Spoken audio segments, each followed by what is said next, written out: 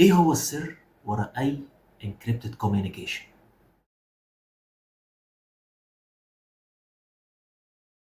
النهارده هنتكلم عن لحظة البداية في اي encrypted communication، وهنا انا بتكلم عن ال TLS handshake وبالاخص ال TLS 1.2.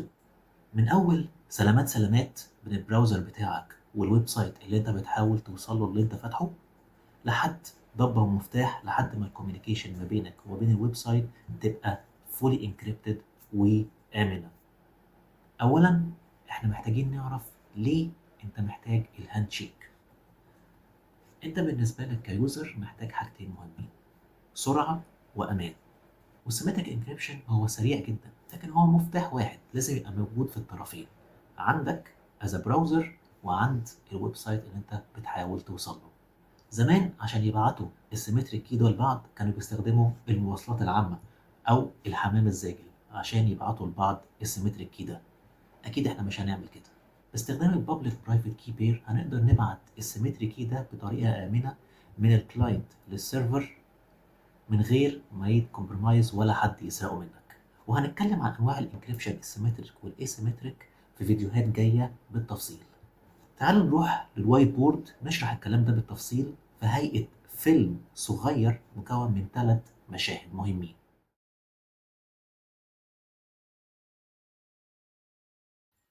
تعالوا نشوف ابطال حلقتنا النهارده.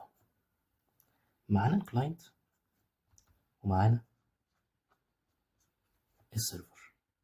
الكلاينت ده من الآخر هو البراوزر بتاعك، والسيرفر هو أي ويب سايت أنت بتحاول تفتحه. وكمان معانا سنيدة، معانا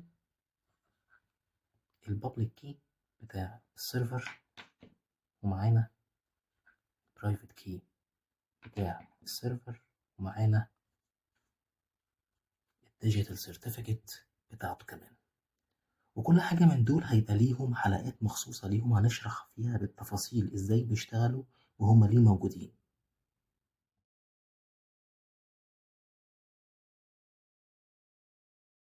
خلينا نبدأ بالمشهد الأول في الفيلم بتاعنا النهاردة بعنوان سلامات سلامات. الكلاينت هنا بيبدأ يبعت مسج،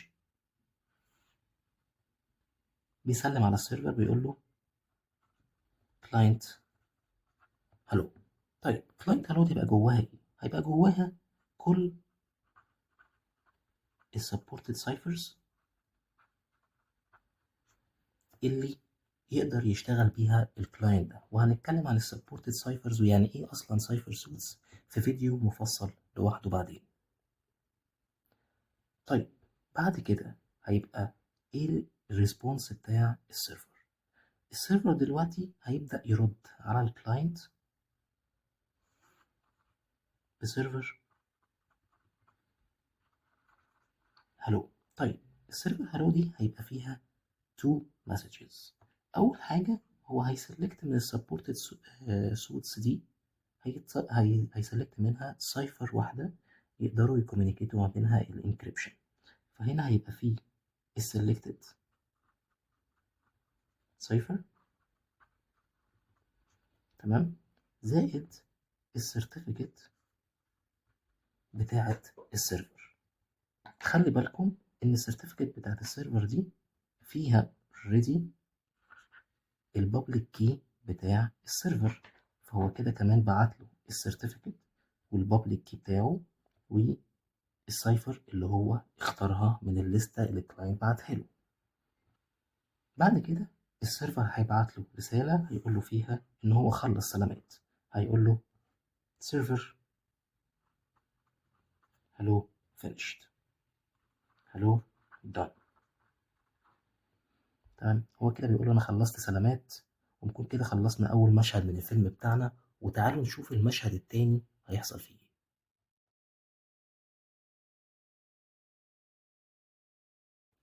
تعالوا نخش على المشهد التاني بعنوان توزيع المفاتيح. خلونا نبدأ المشهد ده بإن إحنا نقول دلوقتي مين معاه إيه بالظبط. الكلاينت معاه دلوقتي السيرفر بابليك كي، والكلاينت والسيرفر الاتنين اتفقوا على السايفرز اللي هيستخدموها ما بينهم في انكريبتنج المعلومات اللي هينقلوها ما بينهم ومن بعضهم. طيب الكلاينت دلوقتي هيبدأ يجنريت حاجة اسمها بري ماستر سيكريت، تقدر تقول عليها كلمة سر. بري ماستر سيكريت دي الكلاينت هيبدأ يعمل لها انكريبشن. تمام. فانت عندك دلوقتي الكلاينت ده هيبدأ يكريت حاجة اسمها بري ماستر سيكريت، هيبدأ يكريت البري ماستر سيكريت. تمام. البري ماستر سيكريت ده هيعمل له انكريبشن يوزنج البابليك كي بتاع السيرفر. تمام. هيطلع منها encrypted pre-master secret.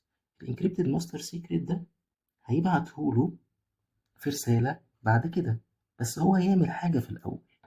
هيعمل جنريت من البري ماستر سيكريت ده للسيشن كي أو السيمتريك كي اللي احنا عايزين نوصل له في الآخر. فده هيبدأ يجنريت السيمتريك كي.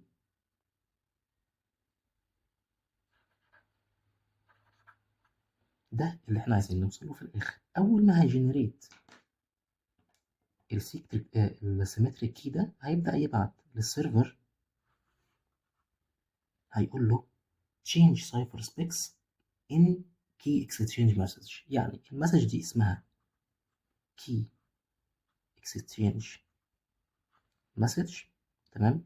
بيقول له فيها change cipher specs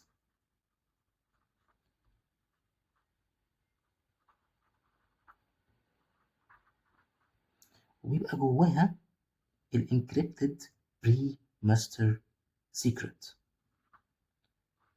الانكريبتد ماستر سيكريت ده اول ما هيوصل للسيرفر هو انكريبتد بالبابليك كي بتاعه، فيقدر يعمل له ديكريبشن بالبرايفت كي بتاعه. تمام. بحيث يطلع الفاليو الاساسيه بتاعه البري ماستر سيكريت. ومن البري ماستر سيكريت دي يقدر يجنريت نفس السيمتريك كي اللي جنريته الكلاينت. في اللحظه دي احنا عندك حاجتين مهمين حصلوا. تمام. الكلاينت عنده شيرد سيمتريك كي. تمام. والسيرفر عنده نفس الشيرد سيمتريك كي، والاتنين اتوزعوا عرفوهم الكلاينت والسيرفر بطريقة securely عن طريق الاسيمتريك انكريبشن. طيب دلوقتي الكلاينت بعت له change cipher specs، هو كده مفروض خلص توزيع المفاتيح بتاعه. فهيحصل ايه؟ هيروح باعت له client finished. طيب السيرفر اول ما هيجنريت السيمتريك كي بتاعه، تمام، هيروح باعت له نفس المسج، هيقول له انا عملت change للسايفر سبيكس خلاص عندي وجنريت السيمتريك كي، وهيروح باعت له بعدها اللي انا خلصت في مسج اسمها سيرفر فين. تمام. طيب دلوقتي الكلاينت غير السايفر سبيكس وعمل جنريت للسيمتريك كي، والسيرفر غير السايفر سبيكس وعمل جنريت لنفس السيمتريك كي، والاتنين بعتوا كلاينت فينيش وسيرفر فينيش.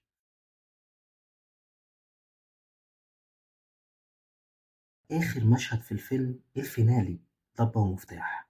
ضبة ومفتاح الاتنين هيستخدموا نفس السيمتريك كي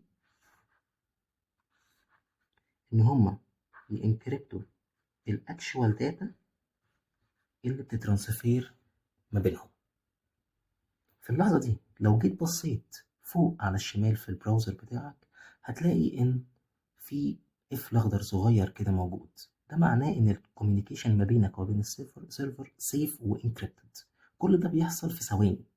كل اللي قدامك ده حصل في ثواني في الكواليس وانت ما خدتش بالك منه. دايما افتكر لما تشوف القفل الاخضر الصغير اللي بسمسم الجميل فوق ده، افتكر الانكريبتد جيرني ما بين سلامات سلامات لحد ضبة ومفتاح ما بينك وما بين الويب سايت اللي انت بتفتحه على البراوزر بتاعك. لو اي حد عنده اي اسئله يكتب لي في الكومنتس تحت وانا هرد عليكم ان شاء الله. استنوني في الحلقة الجاية من سيكلول از سيرفيس. السلام عليكم.